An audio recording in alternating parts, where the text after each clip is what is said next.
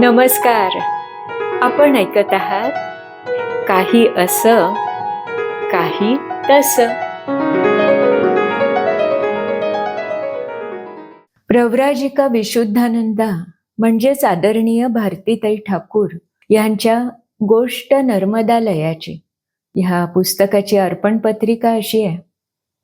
निष्काम कर्मयोग करणाऱ्याला योगक्षेमम वहाम्यहम असं वचन देणाऱ्या त्या भगवंताचे हात बनून समाजातल्या असंख्य ज्ञात अज्ञात दात्यांनी नर्मदालयाच्या ह्या आगळ्या वेगळ्या प्रयत्नांना मनापासून दाद दिली. त्या असंख्य दात्यांना हे पुस्तक समर्पित. अर्पण पत्रिकेतच आपल्याला कळतं की एका निस्वार्थ व्यक्तीने केलेल्या शुद्ध संकल्पाला आलेल्या रसाळ गोमट्या सत्कर्माच्या फळांची ही कहाणी आहे. दुर्गम भागातल्या मुलांना शिक्षणाचा प्रकाश मार्ग दाखवणाऱ्या, त्यांना स्वतःच्या पायांवर उभ्या करणाऱ्या नर्मदालय या प्रकल्पाची माहिती सांगतं आहे हे पुस्तक. पुस्तक वाचताना एक वाक्य समोर आलं. वाक्य असं आहे, स्वामी अनंतराम म्हणाले होते, निस्वार्थ सेवाभाव मनात असेल तर कुठल्याही अडचणी शांतपणे सोडवण्याची क्षमता आपल्यात आपोआपच येते. You are a chosen child of the destiny. ईश्वर आपल्या पाठीशी आहे ह्याची खात्री बाळग. तुला गरुड पक्षी माहिती आहे ना? जेव्हा खूप मोठं तुफान पाऊस येतो तेव्हा तो इतर पक्ष्यांसारखा आसरा शोधत बसत नाही, तर तो त्या पावसाळी ढगांच्याही वर जातो. हाच प्रत्यय आपल्याला गोष्ट नर्मदालयाची हे पुस्तक वाचताना येतो. आपण एकूण 3 एपिसोड्समध्ये या पुस्तकातला निवडक भाग ऐकणार आहोत. आजच्या भागात आहे डॉक्टर आनंद नाडकर्णी यांनी पुस्तकासाठी लिहिलेली प्रस्तावना. डॉक्टर आनंद नाडकर्णी यांची ओळख तर संपूर्ण महाराष्ट्राला आहेच. मानसिक स्वास्थ्यासाठी काम करणारं तत्वचिंतक अष्टपैलू व्यक्तिमत्व म्हणून आपण सारेच त्यांना ओळखतो. आता दुर्दैवाने ओळखत होतो असं म्हणायला हवं. त्यांनी लिहिलेल्या प्रस्तावनेचं शीर्षक आहे निमित्त मात्रांची मोहनमाळ. ते लिहितात, प्रत्येक संस्कृतीमध्ये सद्भावाच्या परंपरा असतात. त्या अखंडपणे वाहत राहतात. तीरांवरच्या सुखदुःखांना कधी मायेने पाहत तर कधी सामावून घेत. नर्मदा परिक्रमा ही अशीच एक परंपरा आहे. भारतीय संस्कृतीमध्ये सद्भावाची अनुभूती घ्यायची तर त्यानुसार वर्तनही करणं आवश्यक मानलंय. अपॉइंटमेंट न घेता येणाऱ्या पाहुण्याची म्हणजे अतिथीची मनोभावे अगदी आदराने काळजी घेण्याला आदरातिथ्य म्हटलंय. आपल्या तत्वज्ञानाचं वैशिष्ट्य असं की सद्वर्तनाला आत्मशोधाचं साधन मानलेलं आहे. कारण सद्भाव मनामनांना जोडतो.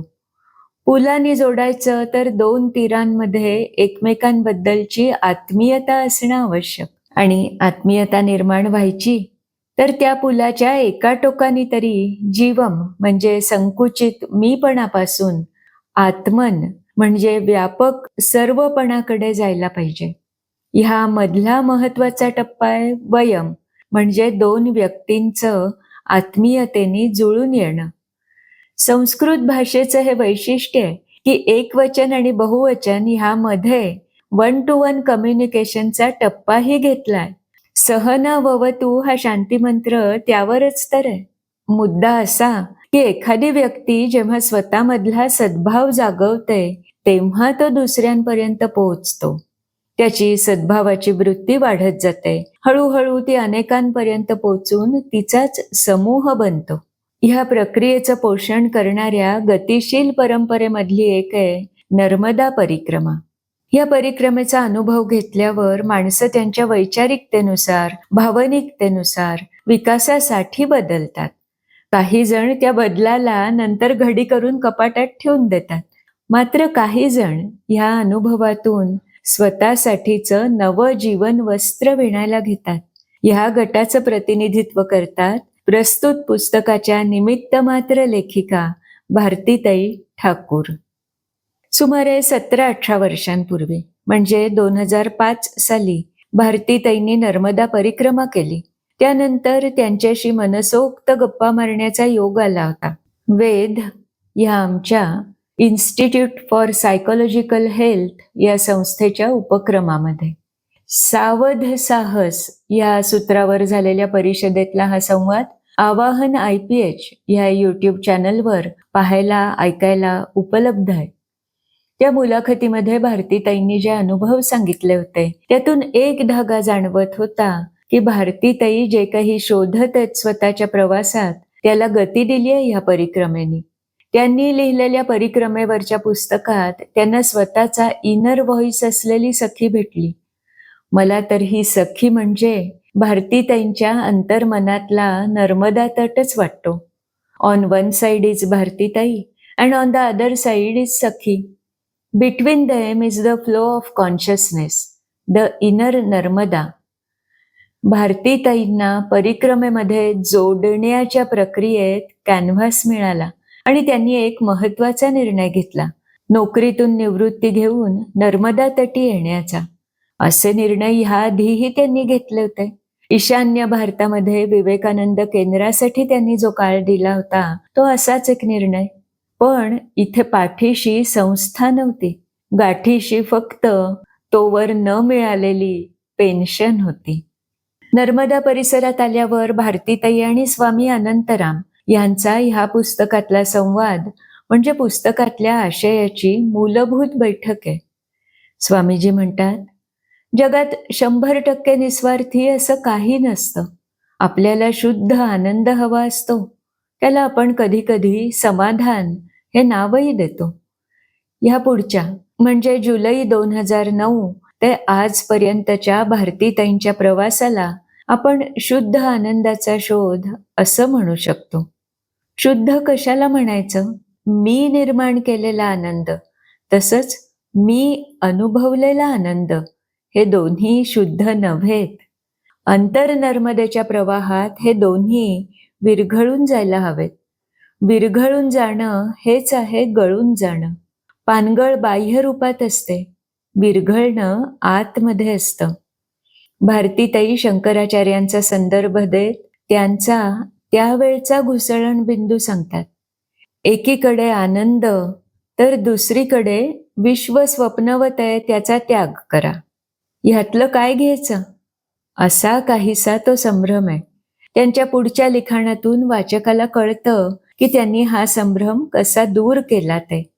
पुस्तकातले सगळे प्रसंग आपल्याला दाखवतात की जिथे जिथे अडचणी येतात किंवा मदत मिळते तिथे तिथे जेव्हा भारतीताई आणि सखी दोघीही व्यक्तिगत मी मधून अलग होतात तिथे तिथे शुद्ध आनंदाची निर्मिती होते. कारण त्यांनी स्वप्नवत विश्वाचा त्याग केलेला नसतो, तर हे प्रवाही विश्वच अंतिम सत्य आहे ह्या धारणेचा त्याग केलेला असतो.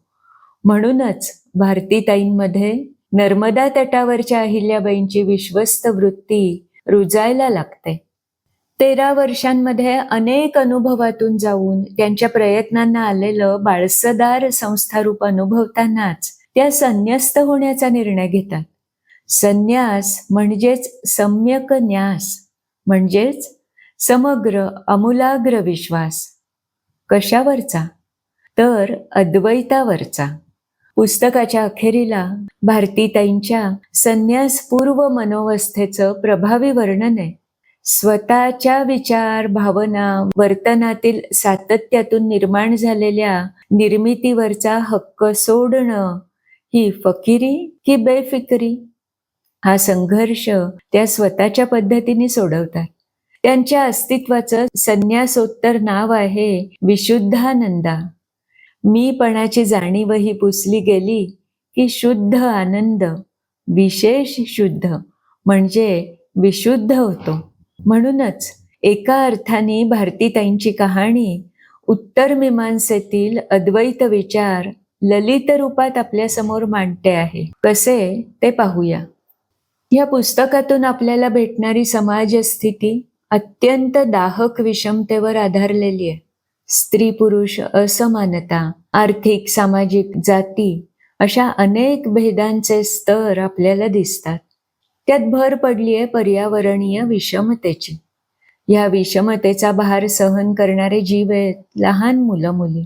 विषमतेचे नवे लोट त्यांच्यावर लादले जात आहेत. त्यांना त्यांचा आवाज सापडण्याआधीच तो घुसमटून नष्ट होतोय. भारतीताईंना या मुलांच्या रूपाने, त्यांच्या वेदनेच्या रूपाने सापडतं एक उद्दिष्ट. हे ध्येय त्यांना व्यक्ती म्हणूनच्या मीवादी भूमिकेवरून बदलून टाकतं. भारतीताई तशा आधीच किमान मीवादी असतात. तुलनेने तुम्ही आम्ही मीवादी किंवा मीवादी आहोत. भारतीताई आस्थेने आणि आत्मीयतेचे पूल बांधत या मुलांच्या, त्यांच्या कुटुंबाचा अभिन्न भाग बनत जातात. या पार्श्वभूमीवर त्यांना शिक्षण हा धागा भेटतो. गांधीजींची नई तालीम ते स्वतः जगू लागतात. शिक्षण आणि आरोग्य ह्या मूलभूत विषयांकडे पाहण्याची प्रशासकीय अनास्था आपल्याला या पुस्तकात वारंवार भेटत राहते. ही अनास्था दूर करण्याचे प्रयत्न जेव्हा निस्वार्थी स्वयंसेवी संस्था, व्यक्ती करतात, तेव्हा प्रशासकीय यंत्रणेला हा स्वतःच्या सुस्त अकार्यक्षमतेवरचा हल्ला वाटतो. मदत करणं राहिलं बाजूला, अडचणीच निर्माण केल्या जातात. आरोग्य क्षेत्रामध्ये मेळघाटात सातत्याने काम करणाऱ्या डॉक्टर आशिष सातव यांच्या गाठीला असणारे असेच अनुभव आठवून गेले. अडचणींच्या मुशीतून कार्यकर्त्यांचं सोनं लख्खपणे चमकून निघावं म्हणून किती संकुचित मीपणाचे प्रवक्ते काम करत असतात पहा. झारीतले शुक्राचार्य असा वाक्प्रचार आपण वापरतो. भारतीताईंना तर शुक्राचार्यांनीच बनवलेल्या झाऱ्या भेटत गेल्या, ज्यातून सहवेदना पाझरणारच नव्हती. अशा प्रसंगांमध्ये शांत भारतीताई रुद्रावतार कसा धारण करतात ते वाचण्यासारखं आहे. चांगली गोष्ट अशी की मीपणा विरघळवून टाकण्याचा प्रयत्न करणारे सुद्धा अनेक जण असतात.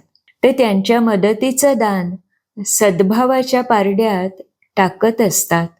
असे अनुभव भारतीताई लिहितात.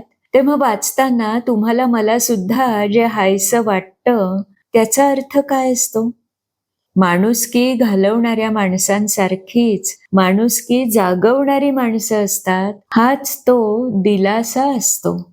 सगळ्यात महत्वाचं म्हणजे मुलांमध्ये खऱ्या शिक्षणातून येणारी सर्व केंद्रित जीवनदृष्टी.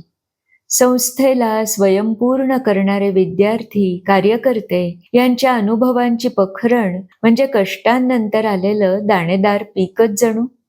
न्यूनत्व दूर होणं आणि अहमगंडापासून स्वतःला दूर ठेवणं, ह्यापेक्षा अधिक चांगली प्राप्ती काय असू शकते एखाद्या शैक्षणिक चळवळीची? ह्या अवस्थेमध्ये विषमतेचा मुकाबला करणारी एक आत्मिक शक्ती कार्यरत होत असते. वेदांत विचार हा स्वतःच्या पद्धतीने साम्यवादी आहे. स्वामी विवेकानंद, विनोबा अशा अधिकारी व्यक्तींनी अशी मांडणी केली आहे. वेदांतामधली अभेद संकल्पना एका अविनाशी एकत्वावर आधारित आहे. सर्वम खलु इदं ब्रह्म. भारतीताईंच्या अनुभवातून आपल्याला अद्वैत विचार अशा प्रकारे भेटू शकतो. ब्रह्मन या संकल्पनेमध्ये विस्तार आहे. संकुचित मीचा विस्तार कसा होतो?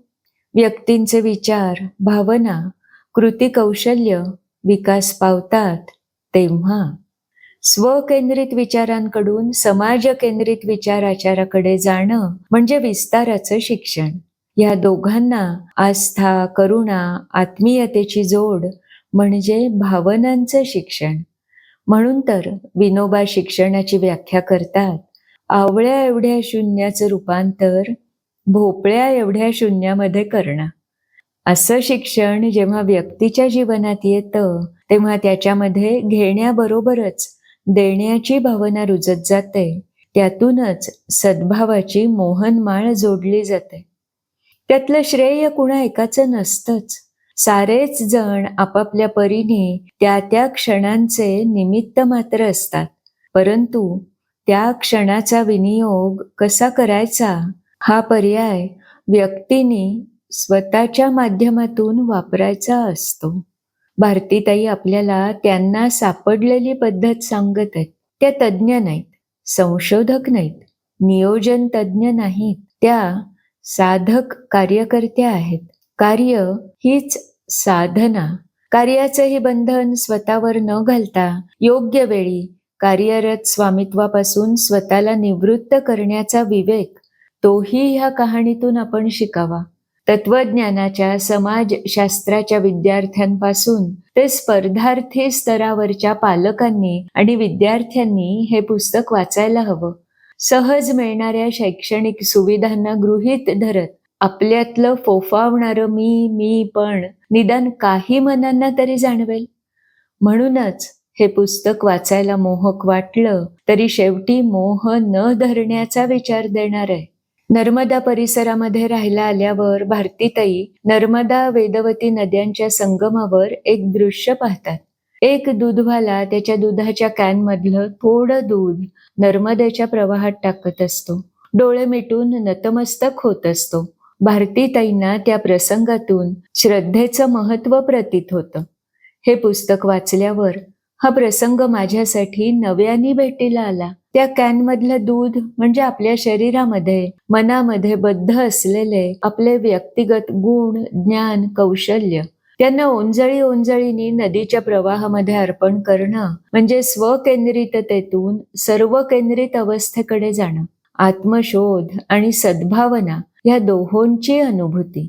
आणि असं करताना तृप्तीचा आणि कृतज्ञतेचा अनुभव घेणं म्हणजेच स्वतःला विश्वात्मकतेमध्ये विरघळवून टाकणं.